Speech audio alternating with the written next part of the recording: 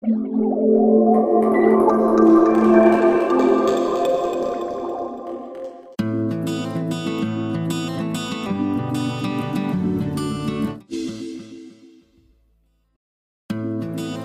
and welcome to the isnt.tv. My name is Spencer Burke, the host of ThinkFwd. Today I've sat down with Russell. Russell, you've got a new book. Yeah.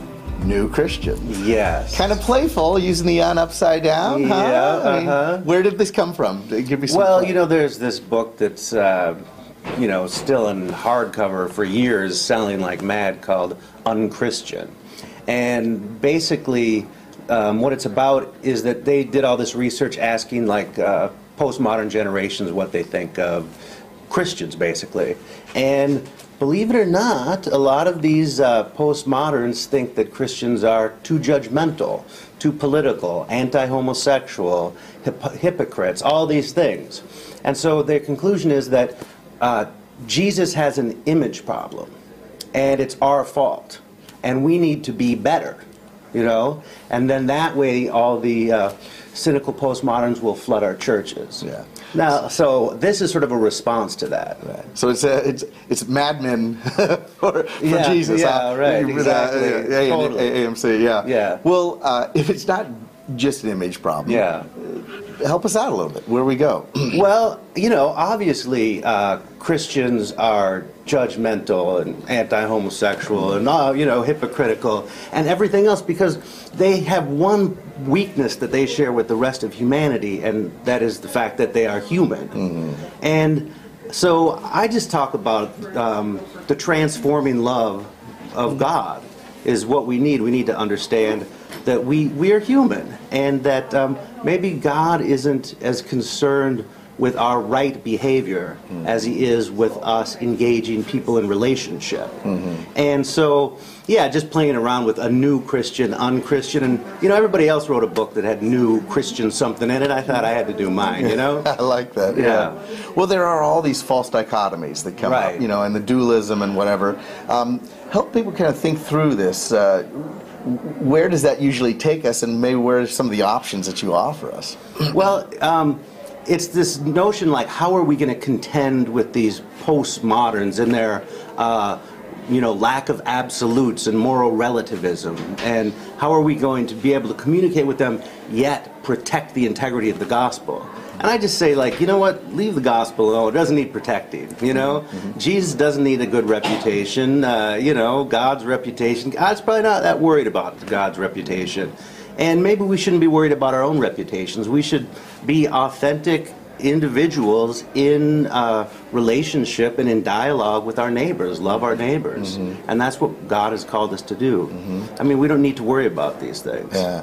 Well, Jesus talks about that log and the speck kind of a thing. Yeah. And it seems that so often the false dichotomies that we set up or the sins that we try to amplify, somehow we can't deal with them in our own sense. Right. So we'll try to deal, we'll clean somebody else's closet, not our own, right. And so maybe is it try to find a healthy place for yourself, and these things start to manifest themselves? Well, yeah, I'm just thinking like the issue of hypocrisy, which is one chapter in this book, nuChristian, an ideal, so I kind of respond to that. And really, when I've looked at the word hypocrisy and its roots and everything, that hypocrisy really isn't about like, somebody else acting maliciously to fool somebody, whatever. Really, the root of hypocrisy is us being unable to clearly understand who we are. Mm-hmm. And so if you're concerned about issues of hypocrisy, you should really try and discover who you are and not say, okay, now I need to get better.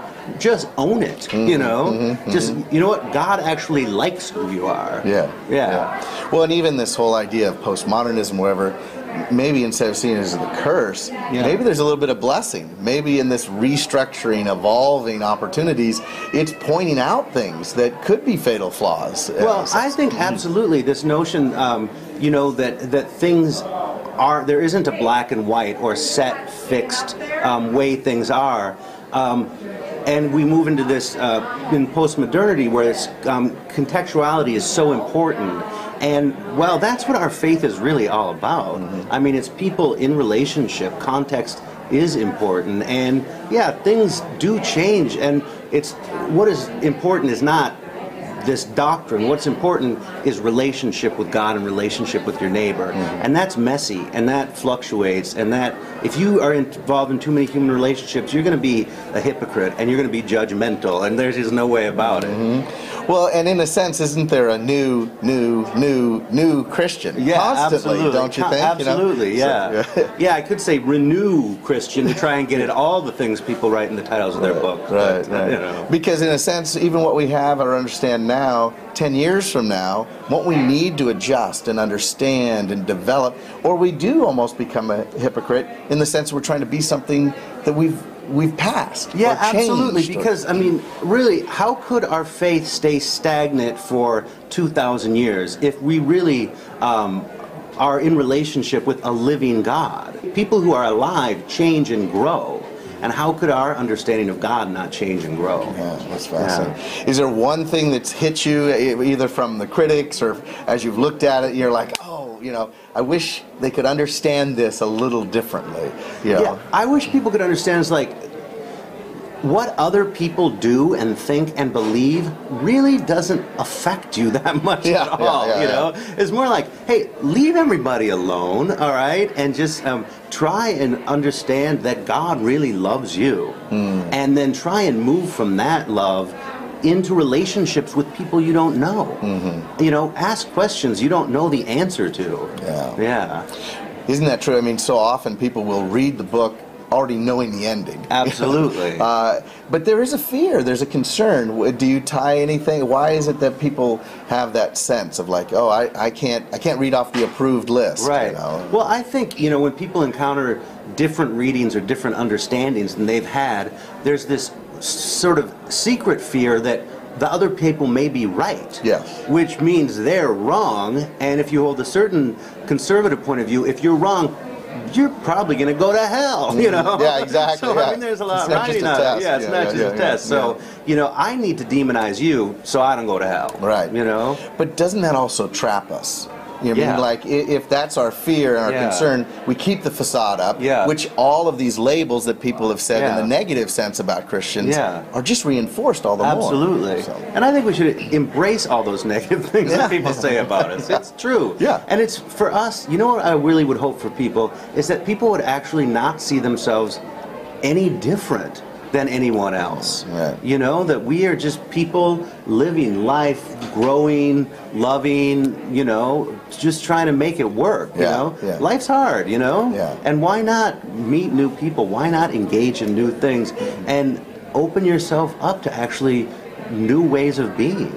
Yeah. I have a little saying I say, if I'm not a little embarrassed about what I said yesterday, I probably didn't learn anything today. But so often, especially as Christians, you know, we can't make a mistake, you know. And what you're saying is, maybe there isn't a them and us. Maybe there's just us. There is not a them or us. And something I talk about a lot in my book is like, how do we constantly need there to be that other, you know, that outsider, the one that is different, so we can triangulate with our friends and people like us and point at them so we can feel better about ourselves. The scapegoating mechanism is like, it's what we do, it's why we're in wars, it's why we, you know. So to really understand that there is no them or us, trying to make the other us, I think, is something that our faith calls us to do. But isn't there also this beauty that the stronger we understand who we are, the more we can engage others, the more engage others, the stronger we are. It's not that we lose ourselves in the other. No, not at all. In fact, sometimes aren't we invited to engage the other because we know who we are? Absolutely, absolutely. And when we feel okay about who we are and come to know who we are, even when we know all our faults and flaws, we can move, you know, with a sense of security, because we are children of God. This friend of mine, this Catholic theologian, James Allison, always says that we need to be able to sit in the place of shame without shame, you know? And just to say, yeah, this is me, and I don't need to pretend anywhere else, I'm anyone else. And I'm looking forward to this journey. This is very exciting. Thanks so much for joining us today. Absolutely. Thanks a lot, Spencer.